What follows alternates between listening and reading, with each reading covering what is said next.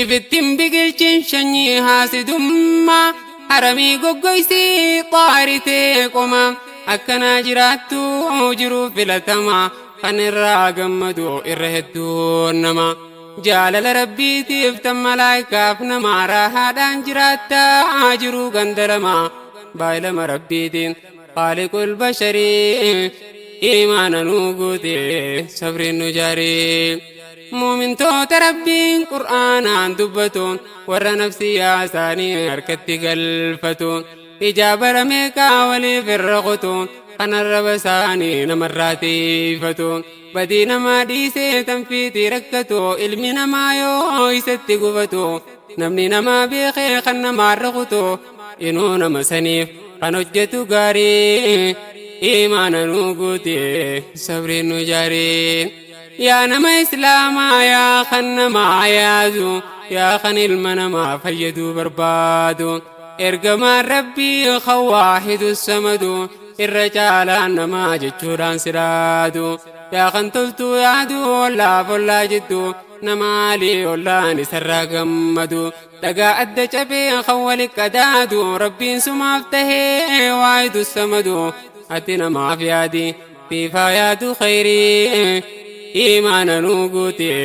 sabriin nu jaarii gaarii namaa jechuun kan haalli bareedu toltuu fi fedhu kan namaafis yaadu zulmiirraa fagaatee haqa fi barbaadu musiibaa sibbuuteef nama siifatuudu akka fedhe taatus sitti yaadu sharrii imaana nuu guute sabriin nu jaarii muumintoota dhugaa kan rabbiin jaallatu ollaa fi toote kan quba qabaatu harkasaa diriirsee hawaa itti laatu jecha bareedaadhaan isaan boorfatu nama yoo aarellee aarasaa mootu nama firraa eeguun haqa arraa borii imaana nuu guute diin kanaan nu jaarii arjumaan keen dhumu rabbi nu gargaaree imaana nuu guute khayriidhaan nu jaarii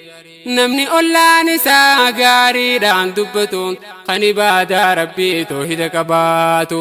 warra jannataati rasuulaa dubbatu rasuulli rabbii yoggaani dubbatu guyyaa qiyaamaadhaa kan cinqiin jabaatu guyyaa aduun dhuftee namatti dhiyaatu gaafa daa'imatti harriin facaatu rakkoo gaafa siirraa akkitti najaabaatu ollaa keetii wajjiin walitti dhihaatu akkasi jaallatuun waahidul qahaarii imaana nuu guute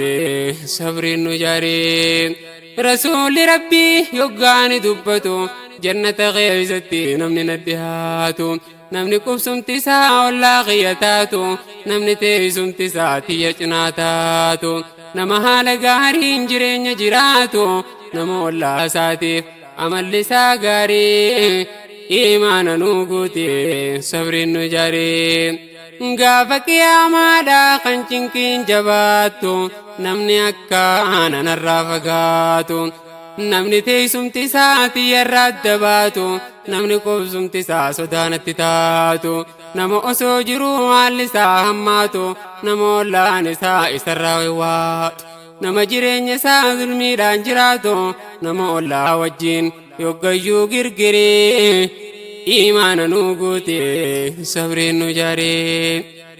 caalaa namaa jechuun mallattoodha qaba bilchaataa namaati aarullee if qaba hijaahee dallanuu yoom yerootti qaba hamtuutti darbituu gaariin si dhaqqaba muslimni dhugaadha kakkanaati barii imaana nuu guute sabriin nu jaarii namni nama arrabsu waan jiru waan dhabu chanyummaan si tuqaa waan fedhallee dhabu